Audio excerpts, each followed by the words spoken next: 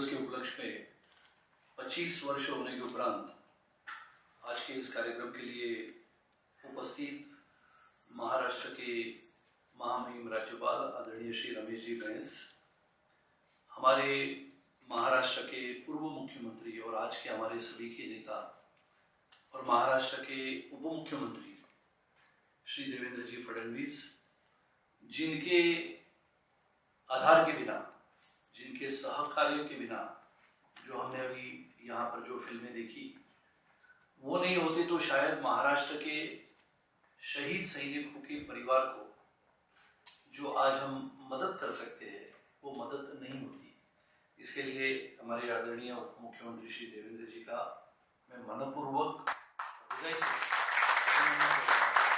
और कारगिल के पश्चात लगातार 25 वर्ष तक उसकी याद, जिन जाबाज शूरवीरों ने अपने प्राणों का बलिदान कर दिया, जिन्होंने इस मातृभूमि की रक्षा करने के लिए अपने प्राणों को त्याग दिया, उन वीर जवानों को याद करने का ये दिन है। हमारा ये भाग्य है कि आज महाराष्ट्र के राज्यपाल महामहिम श्री रमेश जी बैस साहब के इसी राजभवन में आज हम 3 एम्बुलेंस का वितरण ऐसे राज्यों के लिए कर रहे हैं जो राज्य हमारे लिए बहुत मायने रखती है। पूर्वोत्तर राज्यों का विकास हो, ये तो सपना हम सभी ने देखा।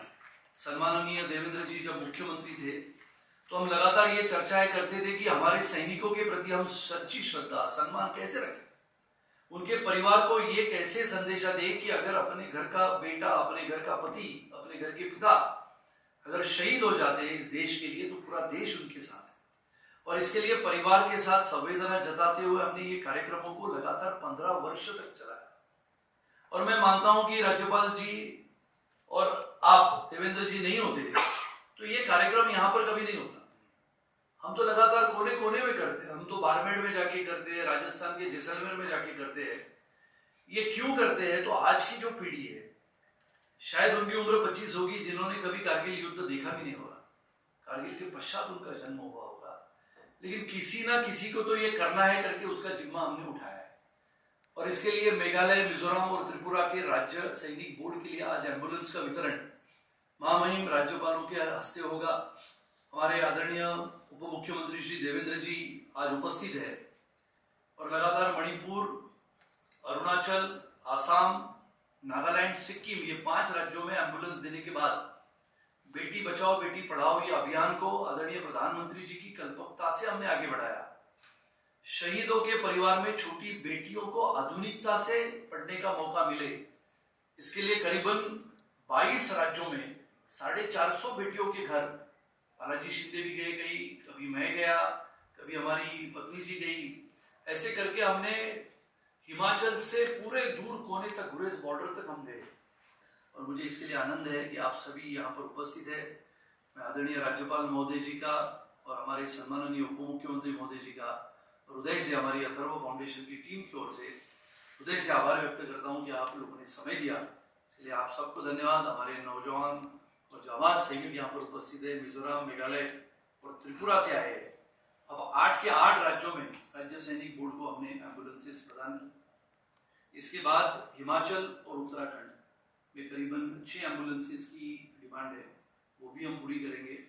और करीबन 1100 बेटियों की यादी आई पूरे देश भर में से, जिनके पिताजी शहीद हुए। ऐसे 1100 बेटियों तक हम कंप्यूटर पहुंचाने का प्रयास करेंगे और लगातार ये काम अपने देश के जाबाज सैनिकों के प्रति सच्ची श्रद्धा और सम्मान रखने के हेतु से और अपनी राष्ट्रभक्ति और जिसको हम कहते हैं कि देशभक्ति, ये सदा अपने दिलों में रहती रहे और अपना तिरंगा अपने दिल में सदा लहरता रहे, इसके लिए हम सब के काम करते हैं।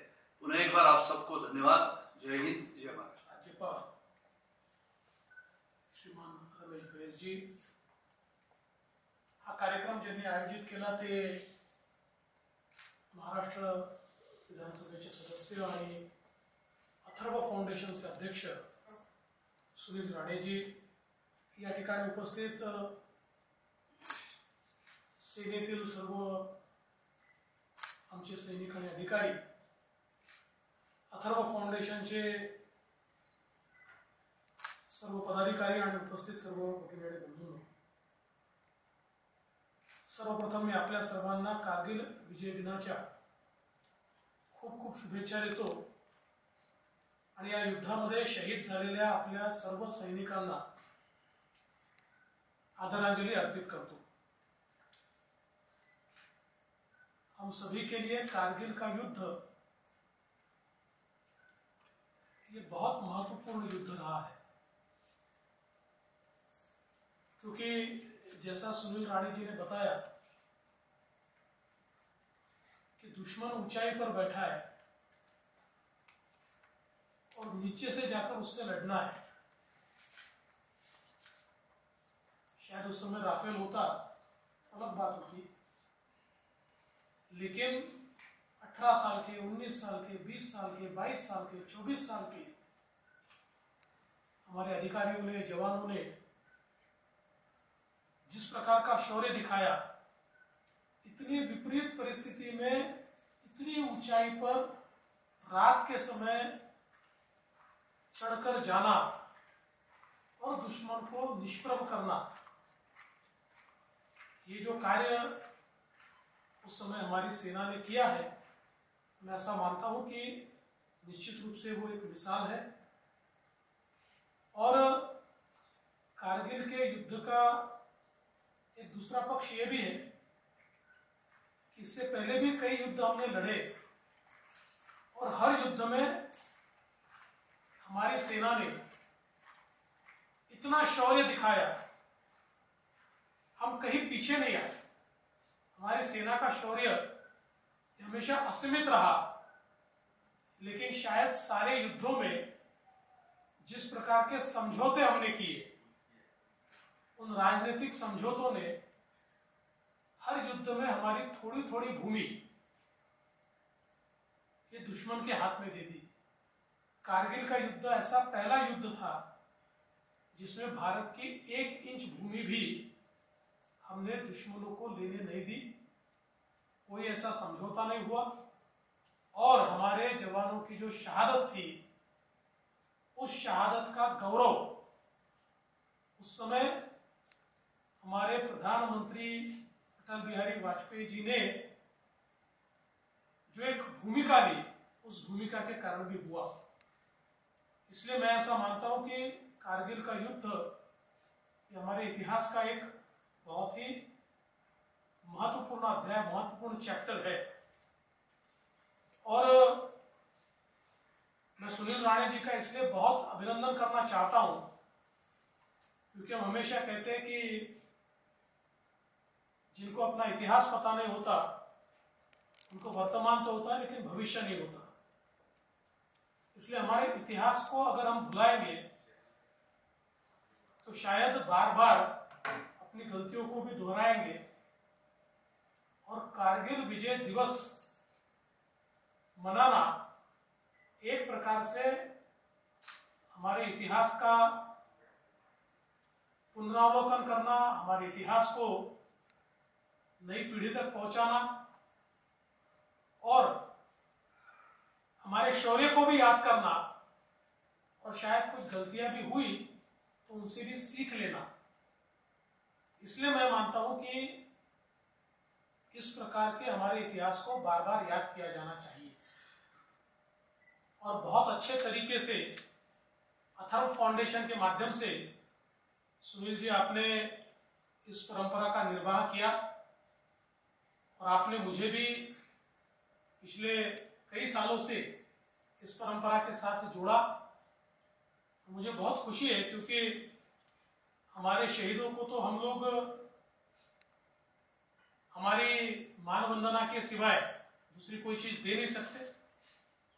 उनको याद करना और उनके प्रति अपने आभार व्यक्त करना, यही मैं ऐसा मानता हूं कि एक बहुत महत्वपूर्ण बात है।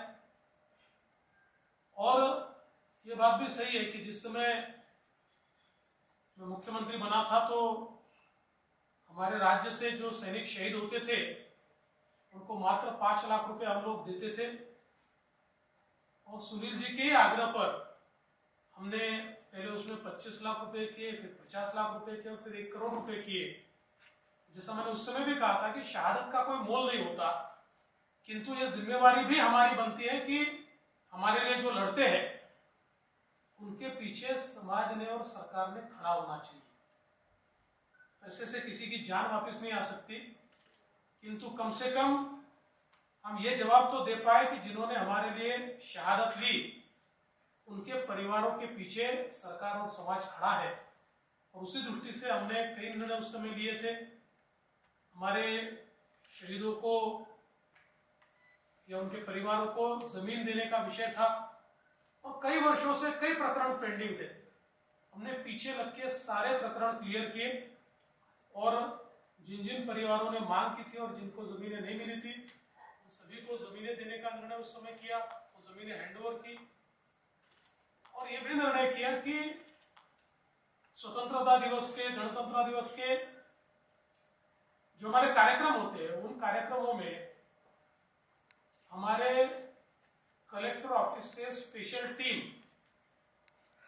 सभी शहीदों के घर जाए, उनको उस कार्यक्रम का निमंत्रण दे और उनको ससम्मान उनके परिवार वालों को उन कार्यक्रमों में वो सम्मिलित करवाए। इस प्रकार के कई निर्णय उस समय हम लोगों ने लिए और ऐसा मानता हूं कि इसकी प्रेरणा भी इसी प्रकार के कार्यक्रमों के माध्यम से हमको मिली। जिस प्रकार से लगातार सुनील जी और अथर्व फाउंडेशन देश के कोने कोने में जाकर हमारे सैनिकों के लिए, उनके परिवारों के लिए काम कर रहे हैं, एक मिसाल है। और ये काम लगातार बढ़ता जा रहा है, ये भी बहुत महत्वपूर्ण है। ये केवल मैं ऐसा मानता हूं कि एक औपचारिकता नहीं है, तो पूरे सेंटिमेंट के साथ ये कार्यक्रम हो रहा है, इसलिए इसका स्केल भी बड़ा हो रहा है। और हमारे पूर्वोत्तर राज्य तो हमारे लिए सबसे महत्वपूर्ण है। इन पूर्वोत्तर राज्यों में जिस प्रकार से सुनील जी आपने और अथर्व ने कार्य किया है, ये भी काबिले तारीफ है। मैं आपका बहुत बहुत अभिनंदन करना चाहता हूँ। आपने जो काम यहाँ पर किया है, और अभी ये 3 एम्बुलेंस ऑफिस उन राज्यों में जाएगी, आगे और काम आप करना चाहते हैं। और मुझे लगता है कि हम सभी लोग मिलकर इसी प्रकार से अगर हमारे इतिहास के गौरवशाली क्षणों को याद करते रहे और साथ साथ हमारी सेना के पीछे पूरी ताकत से हम खड़े हो, तो निश्चित रूप से हमारा देश एक मजबूत देश के रूप में आज उभर रहा है। आज हम देख सकते हैं कि दुनिया के ताकतवर देशों में हमारा शुमार होता है। और पिछले 10 वर्षों में जिस प्रकार से हम लोगों ने हमारे सारे मिलिट्री इक्विपमेंट्स में और अलग अलग प्रकार के टेक्नोलॉजी में आत्मनिर्भरता लाई है, वो भी हमारे प्रधानमंत्री मोदी जी के नेतृत्व में मेक इन इंडिया का जो एक कार्यक्रम चला, आज एक प्रकार से मिलिट्री पावर के रूप में भारत की ओर देखा जा रहा है। और मैं तो ऐसा मानता हूं कि दुनिया की सबसे अच्छी सेना में भारत की सेना का शुमार आज होता है। ये भी हम सभी के लिए बहुत आनंद की बात है। हमारी सेनाओं का, हमारे सैनिकों का, हमारे सेना नायकों का, सभी का मैं आभार भी व्यक्त करता हूं। और ये कहना चाहता हूं कि आप सभी के पीछे हम लोग भी पूरी ताकत से और अपनी क्षमता के अनुसार खड़े हैं। और मेरा विश्वास है कि सुनील जी इसी प्रकार के कार्यक्रम आप आगे भी करते रहेंगे। और माननीय राज्यपाल जी स्वयं सेना के जो मामले हैं उसमें उनको रुचि भी है, उसमें वो हमेशा सम्मिलित भी होते हैं, उनके परिवार से भी लोग सेना में है। तो मुझे लगता है कि आपने जगह और व्यक्ति भी सही चुना इस कार्यक्रम के लिए, इसलिए आपका अभिनंदन करता हूँ। राज्यपाल जी का भी आभार व्यक्त करता हूँ। और इसी प्रकार से हर वर्ष आप हमें निमंत्रित करते रहे, इस प्रकार की अपेक्षा व्यक्त करते हुए अपने शब्दों को विराम देता हूँ। जय हिंद, जय महाराष्ट्र। कारगिल विजय दिवस के अवसर पर उत्तर पूर्वी राज्यों को एम्बुलेंस भेंट करने के इस कार्यक्रम में उपस्थित श्री देवेंद्र फडणवीस जी, उप मुख्यमंत्री महाराष्ट्र सरकार, श्री सुनील राणे, विधायक बोरीवली तथा अध्यक्ष अथर्व फाउंडेशन,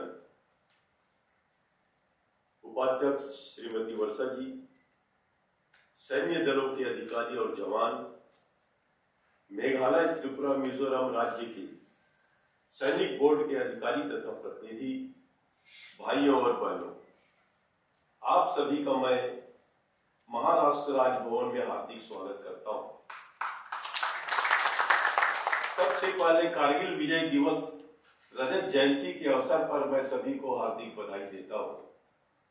हमारे बीच आज महाराष्ट्र चड्ढा साहब नहीं आ पाए, हम उन्हें तथा उनके माध्यम से सेना के दलों के अधिकारी, क्योंकि अभी मैं सुबह आज वहां पर गया था कार्यक्रम में, काफी अच्छा कार्यक्रम हुआ था और वहां भी हमने हमारे द्वारा सेना के अधिकारियों ने जो सेना में शहीद हुए उनके परिवार वालों को एक सर्टिफिकेट और साल और चेक से हमने सम्मानित भी किया। आज उसमें वो व्यस्त होंगे, लेकिन आज अथर्व फाउंडेशन के अध्यक्ष सुनील जी ने जो काम कर रहे हैं, मैं कई कार्यक्रमों में मुझे जाने का अवसर मिला।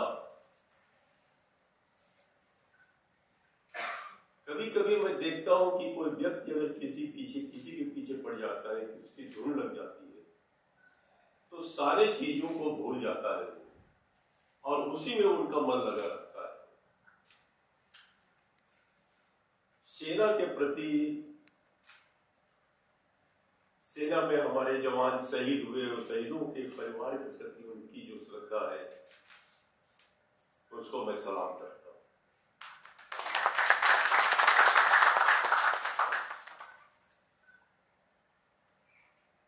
अथर्व फाउंडेशन मुंबई द्वारा मेघालय, मिजोरम और त्रिपुरा राज्य के पूर्व सैनिकों तथा शहीद जवानों परिवारों की स्वास्थ्य देखभाल के लिए एम्बुलेंस की भेंट दी जा रही है।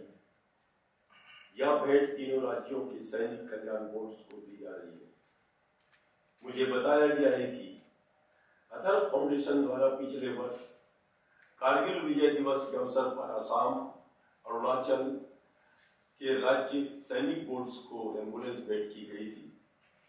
अभी तक सिक्किम, मणिपुर तथा नागालैंड राज्य सैनिक बोर्ड को भी इसी प्रकार फाउंडेशन द्वारा एम्बुलेंस भेंट की है, जो अत्यंत सराहनीय है। मुझे जानकर खुशी हुई कि सुनील राणे जी स्वयं मणिपुर, असम, अरुणाचल प्रदेश, मेघालय के दुर्गम क्षेत्रों में रहने वाले शहीद सैनिकों के परिजनों की तथा पूर्व सैनिकों की समस्याओं को जानकर उन्हें हर संभव मदद करने का प्रयास करते हैं। अथर्व फाउंडेशन ने श्री सुनील राणे जी की अगुवाई से पिछले साल बोरीवली में रक्षा प्रदर्शनी का आयोजन किया गया था और हमने स्वयं इस प्रदर्शनी का उद्घाटन किया था। मुझे ज्ञात हुआ कि अथर्व फाउंडेशन के तत्वाधान में शहीद जवानों की बेटियों को बिना मूल्य लैपटॉप का वितरण किया जा रहा है। श्री सुनील राणे जी ने सभी जनप्रतिनिधियों के लिए एक अच्छा उदाहरण प्रस्तुत किया है, जो वाकई सराहनीय है। हमारे सैन्य दल देश की आन बान और शान है। उन्हीं के कारण हम चैन से जीते हैं, काम करते हैं, उन्नति करते हैं, समृद्धि होते हैं और चैन की नींद सोते हैं। हमें अपने युवाओं को अपनी सशस्त्र सेनाओं में शामिल होने और देश की सेवा करने की प्रोत्साहित करना चाहिए। ऐसे अवसरों का उपयोग सेना बलों में रोजगार के विभिन्न अवसरों के बारे में जागरूकता पैदा करने के लिए किया जाना चाहिए। जैसा कि सुनील जी ने बताया कि मेरे परिवार में भी सेना में है, मेरा भतीजा मेजर है, बहू मेजर है, कजिन ब्रदर हमारे रिटायर हुए कर्नल से, डॉक्टर थे, सर्जन थे वो। लेकिन एक एक घटना हुई भतीजे के ऊपर, पूरी में उसकी पोस्टिंग थी। एक ट्रुप का वो कमांड कर रहा था, नाइट सर्चिंग में निकले थे और उसका पैर लैंड माइन में पड़ गया। तो एक पैर में राड लगा हुआ है, अभी भी श्रीनगर में है वो। लेकिन मैं देखता हूं कि कोई भी सेना के कितने भी उम्र का हो, अपने जीवन की परवाह नहीं करता। उसको हमेशा याद रहता है कि तिरंगा ऊंचा रहे, तिरंगा का सामना जाए उसकी आत्मा में और मन में रहता है। कई बार हम फिल्मों में भी देखते हैं, युद्ध होता है, हमारे जवान तिरंगा लेकर दौड़ते हैं, लेकिन गोली लगती है, लेकिन वो तिरंगा को झुकने नहीं देता। दूसरा सैनिक दौड़ के पकड़ लेता है। आज आप लोगों के कारण आज हमारा देश सुरक्षित है।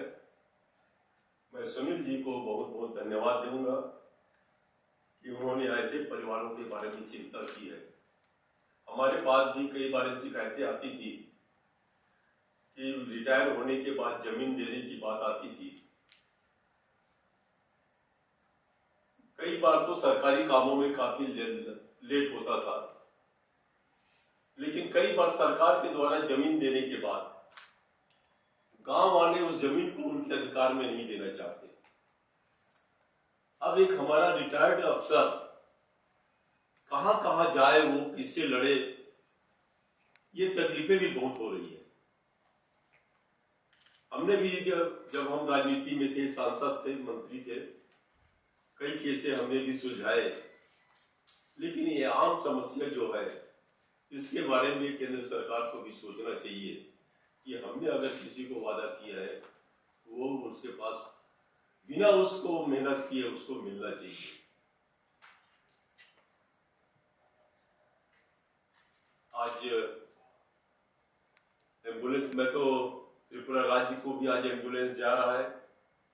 मैं त्रिपुरा का भी गवर्नर रहा हूं और त्रिपुरा की समस्या के बारे में, मिजोरम की समस्या के बारे में मुझे अच्छी तरह मालूम है कि वहां भी जब सेना के द्वारा मुझे आमंत्रित कोई कार्यक्रम में किया जाता था, तो मैं हर कार्यक्रम में, सेना के हर कार्यक्रम में मैं जाता था और बहुत नजदीकी से देखा है कि उनके कैंपों में जाता था मैं। तो आप लोगों का जीवन एक अलग ही जीवन होता है। सिविलियन और मिलिट्री मैन के जीवन में काफी फर्क होता है। मेरे पास कई परिचय के होते हैं, अधिकारी आते हैं। मैं तो कभी कभी, जैसा बड़े भैया जो कर्नल थे, वो जब जाते थे तो मैं रामबन में या श्रीनगर, जम्मू में मैं भी रहता था। तो उनको वो हमारे पास जब बोलते थे कि सेना में हम लोग काम करते हैं, लेकिन हम समाज से अलग हो जाते हैं। और जब हमारी लड़के लड़कियां जब शादी योग्य होती है, तो हमको बच्चों की शादी के लिए बहुत परेशानी होती है। तो कई तकलीफें भी होती है, लेकिन सारे तकलीफों को आप लोग भूल कर देश सेवा में लगे हैं। मैं आप सभी को सलाम करता हूँ। जय हिंद।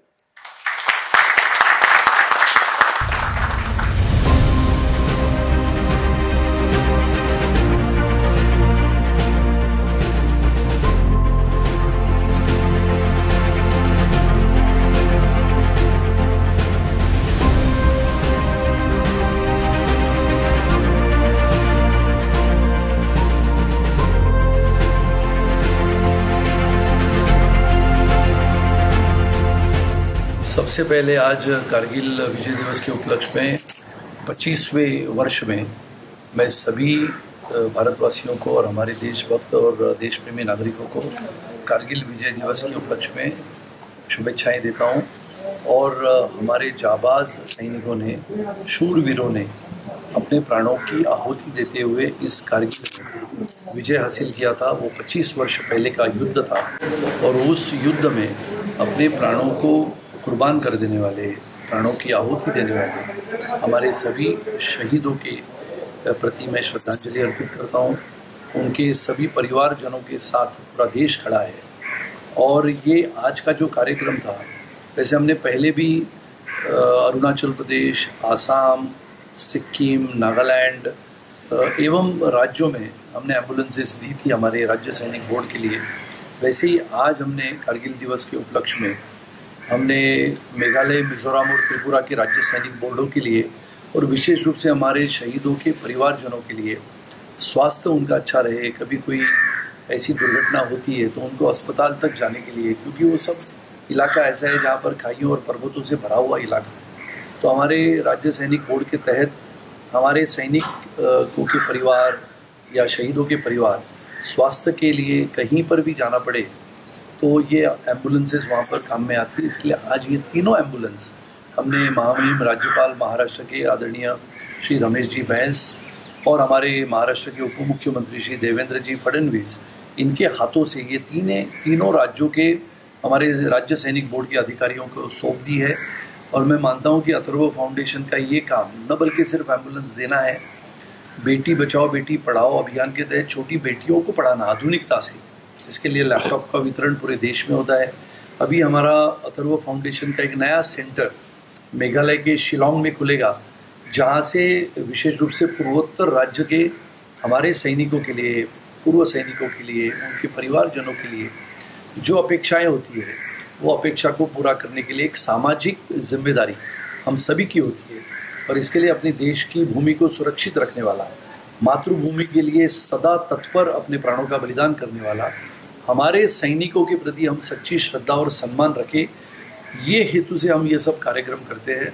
और मेरी देशवासियों से यही निवेदन है कि हम सब आज 2024 में हैं, 1947 में देश स्वतंत्र हुआ, आज 76-77 वर्ष होने के बाद भी हमारे देश में लगातार आक्रमण करने वाले बाजू के देशों के प्रति हमने वही भावना रखनी है जैसे अगर देश अपने ऊपर आक्रमण करता है, चाहे पाकिस्तान हो, श्रीलंका हो, चीन हो, अगर हमारे ऊपर आक्रमण करता है तो हम भी मजबूती से उस आक्रमण को परास्त करने के लिए एक देशभक्त नागरिक होने के नाते तैयार होने की आवश्यकता है।